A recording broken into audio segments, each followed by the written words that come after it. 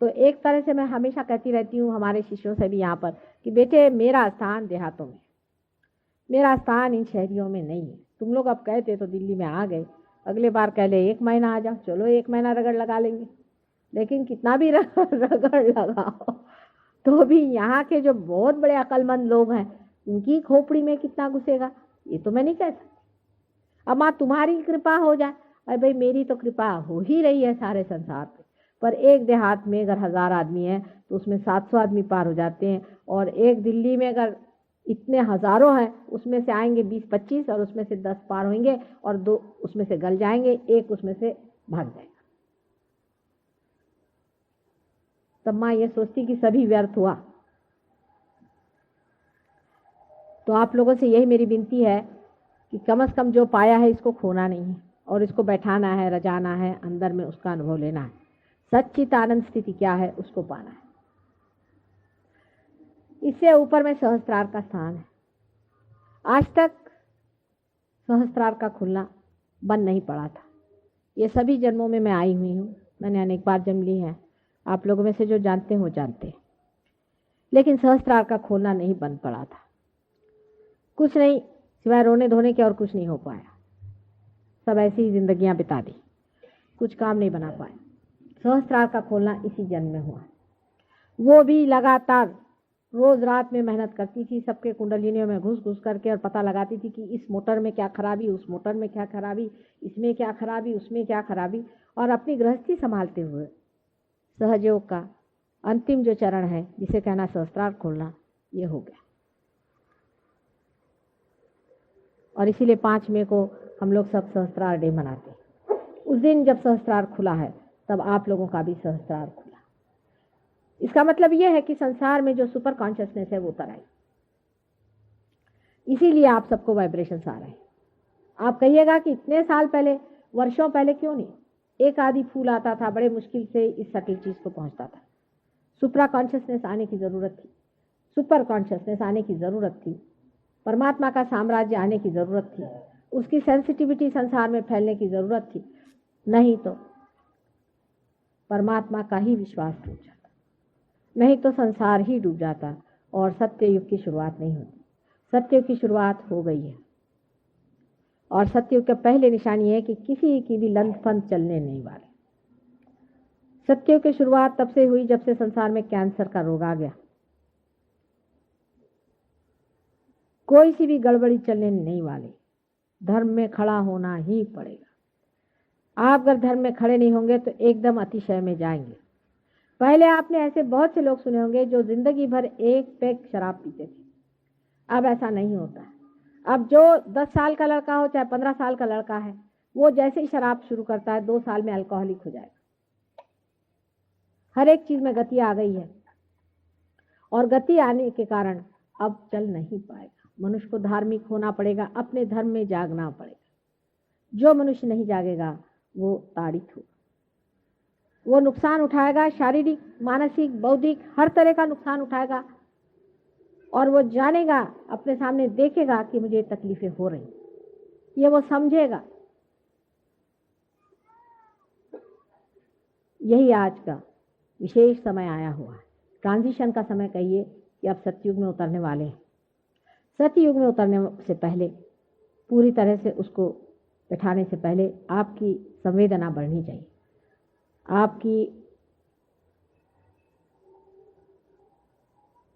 जो ये देह यष्टि है, इसमें जो सेंट्रल नर्वस सिस्टम है, इस सेंट्रल नर्वस सिस्टम में परमात्मा का प्रकाश आना चाहिए।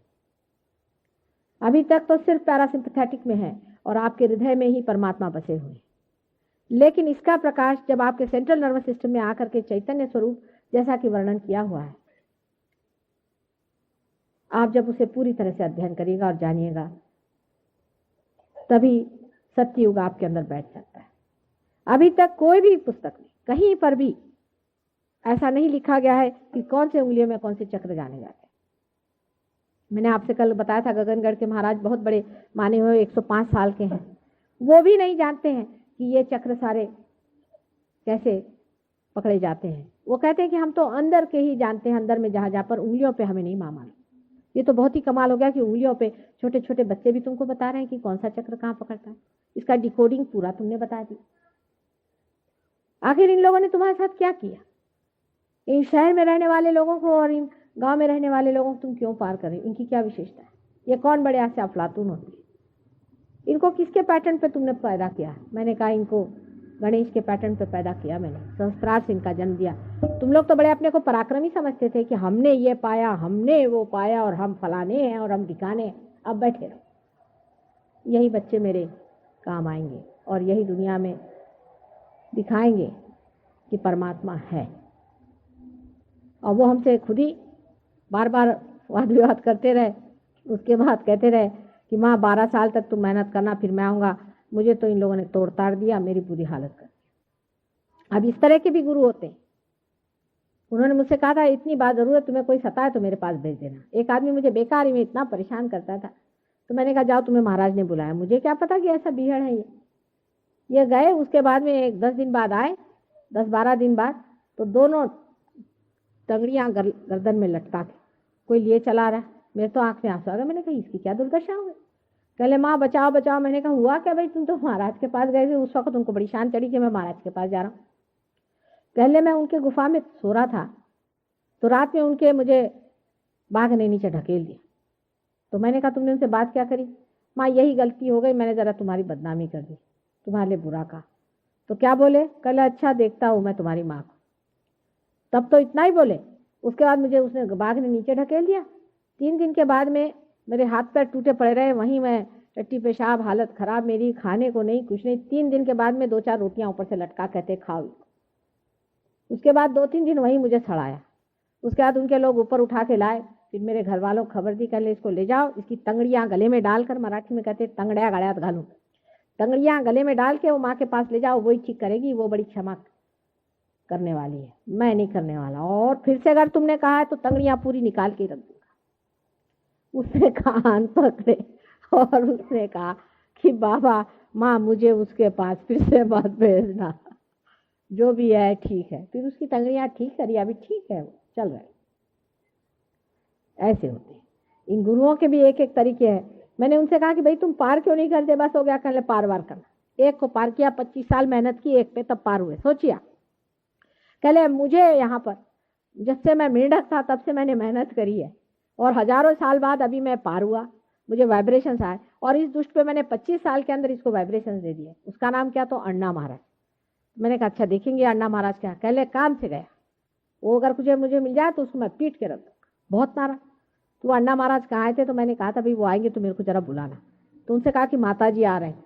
मैं गई, मेरे सामने बैठ के सिगरेट पी रहे, और वो अपने हैदराबादी भाषा में, और 4-5 औरतें साथ में, क्या रे मैं रे तू रे से, अला तो खूब अपने आराम से बैठे हुए। तो मैं गई, मैंने कहा कि कैसे, क्या आप कैसे हैं?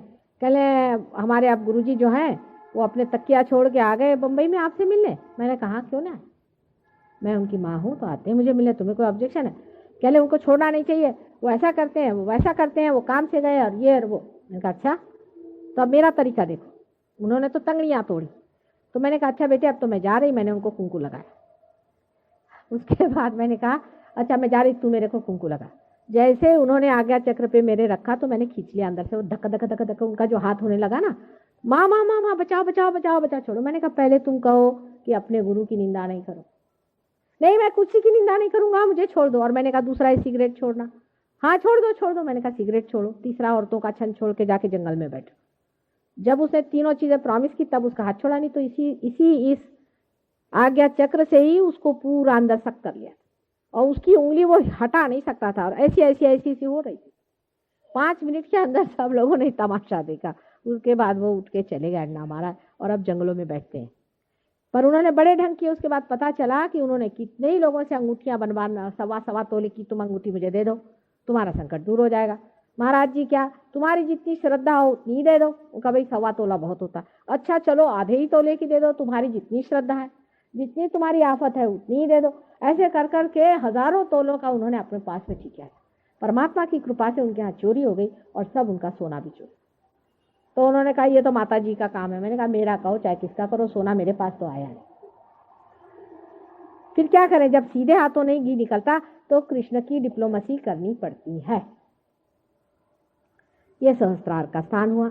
सहस्त्रार के बीचों बीच से जब कुंडली निकल करके और इस ब्रह्मरंध्र को भेद देती है, तभी आप सुपर कॉन्शियसनेस में जाते हैं।